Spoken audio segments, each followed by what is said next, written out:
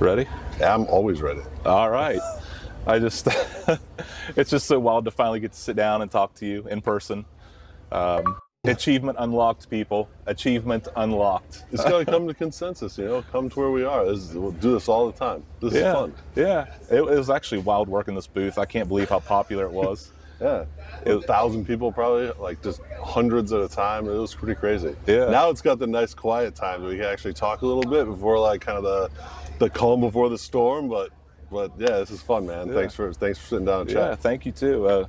It'll especially be calm because we did give away this beautiful, almost cherry. That's right. Actually, that's right. It's pretty much priceless.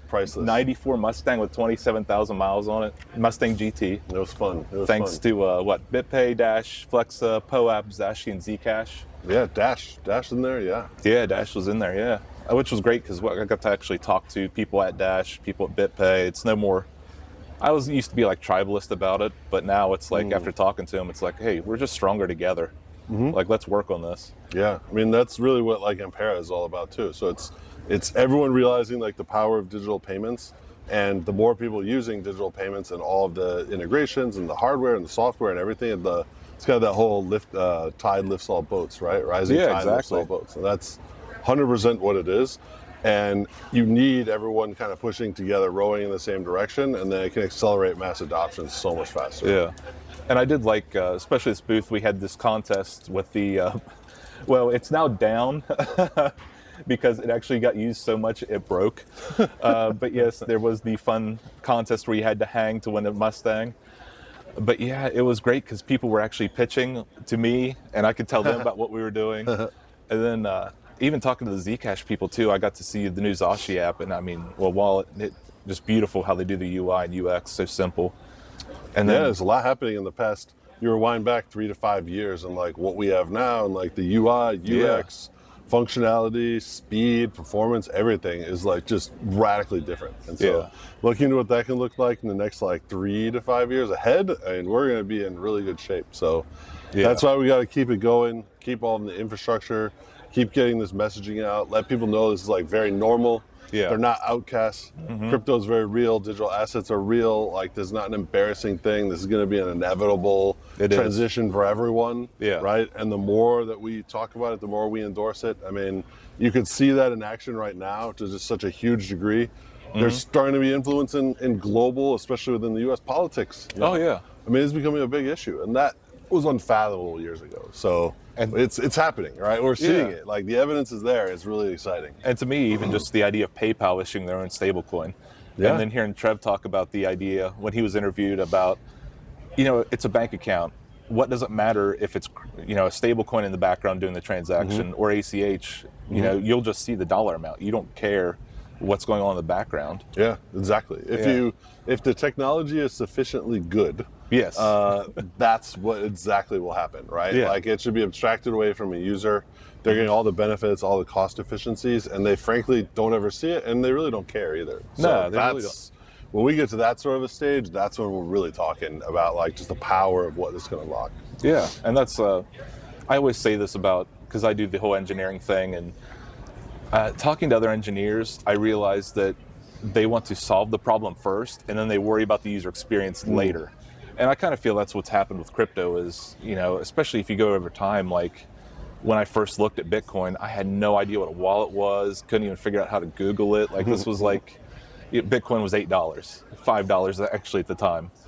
But yeah, now, I mean, especially that Zashi app, and I got to try out some of the other partner wallets too. Yeah, it's not only the pure tech, but then people underestimate how much design can actually solve problems, right? Yeah. And the design and the experience of an app really matters in terms of how people interact with it and understand it. And on both sides, whether it's payments, whether it's the user, whether it's the merchant. I mean, those are much more complicated than people would envision, right? It's not about, I just want to pay with this asset. It's a merchant. The merchant now needs to receive it and understand what to do on their end, and they're in their screen and how they're going through a flow, right? So it's really two-sided, and making those things work more seamlessly. The design part is just as important as the underlying technology itself. Yeah. And speaking of underlying technologies, so we got to let's actually go back a little bit. So there was the announcement, there's the Acronym Foundation. So is AMPera a foundation now, or is that a Web3 project? Man, there's a few things there. So I guess Yeah. if you go into the backstory of everything, right, which is also fully documented, there's been blog posts and everything else. Yeah. This isn't anything that's really unknown. We started off recognizing the need for what I would call a collateral protocol, where you can now take collateral, such as AMP, for instance, and lock it into some sort of vault, and then reuse that or use it in kind of heightened ways, right? So Flexa Capacity is something similar to that, which is very, very isolated of what it does, right? You lock collateral in their system, and then they can then use it as collateral, and Flexa can process payments, and that works very well. But that was also made in 2018. Yeah. So it was designed in 2018, and so that was before DeFi. I mean, all of DeFi.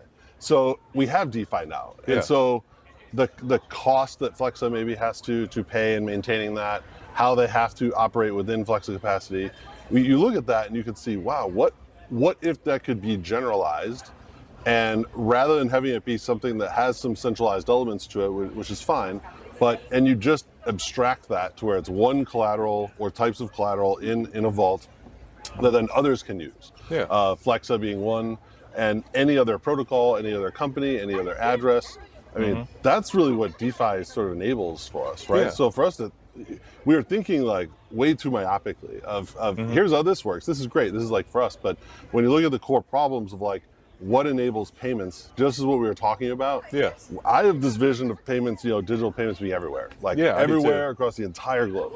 And so if that's the end point, right, and we're here, I'm sort of like going backwards, right? Like I fully believe we're going to be here. So what are the things that need to kind of take place to get here? And there's a lot, right? There's a time scale here. But given that, I'm like, okay, well, that means you need to have now collateral being as flexible as possible that can now be used, for credit issuance is the number one component, but allowing then payments to work all over the place. And so that was kind of the initial piece of like, all right, that's very, very clear that something like this now in DeFi and for the world needs to exist. So we'd been thinking through that for quite a while. We said, all right, the way to do this now is not a part of Flexa, because Flexa shouldn't own it. Flexa shouldn't be controlling it. Flexa, they already have their thing, right? For this to have the universal appeal and usage, it should be using DeFi, it should be decentralized, it should be separate. And so that was something that I got extremely excited to go out and build. And so that's what we did. So we started a foundation to now do that. And it was the entire project around building out a collateral protocol. And so that was at its earliest stages, and all of that has remained exactly true. But so in doing that, we also realized that we realized that the global adoption of payments is sort of still the highest level mission. And even with just focusing on the collateral piece, we realized we're kind of leaving some on the table of what we could do on the payment side as well. And not to interrupt, of course. So we did a lot of pitching back and forth in the booth, and I would talk to people, and we would start talking about digital payments, and I'd be like, okay, it's BS whenever people say that you can't buy a cup of coffee with Bitcoin. Like, I can use the Spend app and do it. And then I started abstracting it, and I'm like, they realized that there's this more potential for it, so they could pack it up into an SDK, and then that just naturally goes into like the Anvil talk. Start talking about the letters of credit and just how that works. And especially just seeing talking to other exchanges, talking to other market makers, talking to other L2s, like their eyes just sort of like light up when you start mentioning that digital letter of credit, and they start understanding what you can do. And it just blows my mind. But speaking of... I guess to close the loop on the foundation piece, we realized, so we had this project, which was called then AMPera at the time. And then we said, all right, well, how do we then still do what we're doing here today? And what we did last year, where there's so much excitement around the payment side of things, and to just let that go did not seem like the right motivation, as well as a lot of in our community, right? That's like the number one thing that everyone is there for. So we felt it was by no means intentional, but we said, wow, we have this community, we have this passionate community of payments. You know, people have been in payments now for years and years. That's why they're in this community. And to now say, okay, here's this collateral protocol, which was very cool and interesting to us, but it's still different. Yeah. So it really made sense to say, all right, we should do both of these things. Like, why not? We have a foundation that can do this. Yeah. We have the ability to do it. We have the people, we have the funding, we have the kind of these parameters to make this happen. Yeah. And so we're like, okay, we're doing that. We need to do this. And so that's where Anvil was conceptualized. Anvil is exactly the same as it started out from day one. Nothing has changed outside of just the name. Yeah. And then we had, you know, breaking it to be something that was more separate. That's why it had its own governance token. There's actually quite a few technical restrictions of why. There's some other, that's a deeper discussion of kind of the individual elements that makes that so much more successful. And so we said, all right, let's do that. We're going to make this into Anvil. Then what we'll do is we'll allow, you know, the AMP stakers then to get the Anvil tokens for free. So that really looks nice, right? Kind of supporting the community, having more of a, you know, fully decentralized kind of token holders from inception, which is also very exciting. The people that helped build out the network. Exactly, right? Yeah. And they're just the enthusiasts, and those are the people that we really want behind this community as well. Yeah. And so once we did that, then we realized that in calling this, you know, the payments initiative AMPera, that now we had something where there's AMPera and Anvil, which is fantastic, and that worked out really clean, because that's, you know, sitting here in AMPera, we can say what we're doing here, everything and across the world of payments, right? That's like what AMPera is going to be. And then we just had a foundation that's like, all right, well, if that's named AMPera, well, how is Anvil related? Is AMPera, what is AMPera? Is it a foundation? Is it a project? Is it, you know, what is it? Yeah. And so then it was just really clear to us to say, okay, let's just make this really clean and tight, and we'll have Acronym as a high-level foundation. Everything is exactly the same. It's just a name. Yeah. And now it's really clean of Acronym as the foundation that basically supports these two projects. And it's, really clean. So I guess in kind of weaving through, it might seem a little more convoluted, or, you know, why is this, why is that? But you look at it really at a high level as is now, it's like pretty straightforward. And that was the design too. Like nothing else had really changed. Yeah. It was really building out this collateral protocol. We realized there's a massive opportunity here for, again, AMPera and what we're doing here. So let's do both of those. Yeah. And now let's just tighten the naming. So now going forward, there isn't any of that confusion, right? Like when you want to talk to people, we had thousands of people come by over the past 2 days. I barely have a voice today. Right? You don't want to say, oh, well, it's AMPera, the foundation, AMPera, the project, and there's this Anvil thing. They'll be like, what are you talking about? And it's a lot easier to say, all right, there's a foundation, and these are the two projects. Yeah. Okay. And then that's really just that simple. It's so high level too. Like I know one exchange in particular, I'm supposed to go talk to them again today and then push them onto you guys. But yeah, I mean, us, we're all in this thing. We're all part of the community, man. Well, I'm just the community ambassador. Like you're the core team, and he's reading the Anvil white paper. You got it right there. I do. I printed it out. two right here. But yeah, that was another thing too. Is it's such a high level and it's so complicated. But if you can break it down, because I tell people that, and Trev talked about this on his interview too, that Flex's focus is actually getting the merchants to accept crypto. Totally. 100%. And they're the business side. They're fully regulated everything. And there's this like just wall. And then you have the Web3 side with Acronym Foundation and then AMPera and Anvil. You know, it's once you like visualize it, it makes more sense. And you can understand why AMPera exists. We're actually here to show people how this works, how you can actually spend crypto. You know, these kind of things. So it's and like the real simple way to look at it is Flexa, yes, is 100% focused on merchant acceptance, and that's like just the most critical component of payments for sure. And then they're just going to use other tools or technologies, right? Like they don't have to develop those. They don't have to be owned by Flexa. In fact, they're more powerful if they're not. Exactly. An analogy is like saying they're using Ethereum, right? Like that's what we want to start to get to.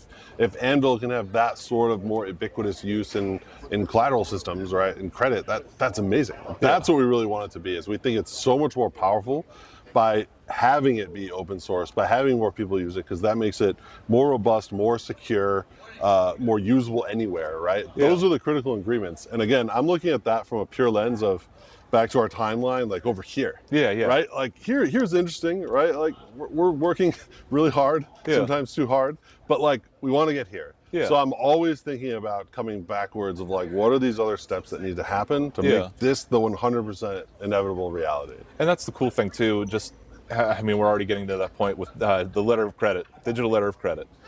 So when it comes to that, I like to envision a future where, say, I have $1,000 USDC, and I don't want to spend it because there's a way that I'm maybe earning a yield, or there's a value in me holding that asset. And then I could use the AMPera vault to get a letter of credit for, say, like $500 or whatever the collateralization rate would be. I like to think of that as something you can't do now. You can't just go ahead and go to your bank and say, hey, I have $1,000. Will you give me $500? I have no income. And they just will look at you like, what are you doing? Just take it out the bank. Like, we will not give that to you. Yeah, that's it's one of the things I'm most excited about, actually. I'm probably planning on writing a lot more about this topic. I've got sort of lots of content planned specifically around this topic, which is sort of this misperception around building wealth, right? Yeah. You see people, they become wealthy, they live on their own terms, they have money, or whatever it is. It doesn't have to be the extreme side of things. Yeah. But when you're looking at this in terms of building wealth, you don't want to sell your assets. What you want to do is continue to build as many assets as you possibly can. Yeah. Whether it's your house, whether it's your car, whether it's other liquid assets, whether it's stocks, whether it's bonds, right? Yeah. Keeping all that stuff. And if all you do is borrow against it, like in perpetuity, and there's even small interest rates, as long as that interest rate is lower than what you're earning on the yield of the assets, you are literally printing long. money. Yes. And those are the things that a lot of people don't understand, right? They're living paycheck to paycheck or not keeping anything, no assets in reserve, right? Yeah. And I understand people are in different situations, but if you have the mentality of collect and gather assets long term from day one, right? Day one, like store and collect, earn, that's how you grow wealth. Yeah. And then what you do is you're just borrowing against it constantly. Yeah. And again, as long as you're monitoring those numbers, you're long-term positive every single minute of the day. And now that after 20 years, 30 years, like you will have wealth. And that personal wealth, it's different. I'm not saying you're gonna have $1 billion, but you can have your personal wealth of, you might be able to retire, you might not have to work anymore, like you might just go on vacations the way that you want, right? And that's it's a perpetual thing. So, and this does exist at the higher ends of markets, right? Like when you see really high-end homes, commercial properties, art is a really good component of this, right? Where people are borrowing against art, right? So this does happen at the higher scales. What I'd really love to do is bring this now across and democratize it across the entire scale, right? And the way to do that is through something like DeFi, a decentralized system that now allows people to participate without all these other restrictions. And you talk about like inclusivity. It'd be pretty cool. So you get inclusivity from birth, right? You get to go start on this, you can do this and start growing your wealth from day one. And that's really exciting to me. And again, that is completely tied to the long-term goal around initiating all this long-term payments. So it's all really connected. Yeah. And you guys saw Tyler is very popular, almost got pulled away mid-speech. But so we are still talking about Anvil. We've talked just right there about the digital letter of credit, the whole aspect of building wealth. And now I have to ask a question, and I wish Will was here, your CTO, Optimism, right? Yeah, he was at Optimism previously, Yeah. So I know this has been brought up by a community member, shout out to Immutable Value. He has brought this up because he does a lot with L2, ZK Sync, Optimism. Okay. And he's looking very, very forward to Anvil because of the asset bridging aspect. Would you still have to deal with the challenge period? Like the 7-day challenge period when it comes to moving your assets onto a different chain? So it's a little tough to generalize it entirely, but something like that, right? So speaking to that concept, the idea is that you would use something like Anvil to now lock up collateral to issue now credit to the protocol itself.